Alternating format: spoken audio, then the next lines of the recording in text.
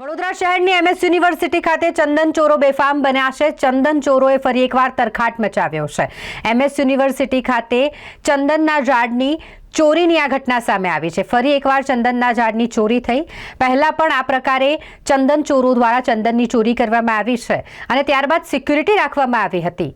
અત્યારે તો સિક્યુરિટી પણ છે, તે છતાંય ચંદનના ઝાડનો મુખ્ય ભાગ કાપીને આ ચોરો લઈ ગયા છે। રાત્રિ દરમિયાન જ્યારે ઠંડી પડી રહી હોય એવા માહોલમાં આ ચંદન ચોરો દ્વારા એમએસ યુનિવર્સિટી ખાતે ચંદનના ઝાડનો મુખ્ય ભાગ જ કાપી નાખવામાં આવ્યો અને તેની ચોરી કરવામાં આવી। ત્યારે સિક્યુરિટીની કામગીરી સામે પણ સવાલો ઊભા થઈ રહ્યા છે।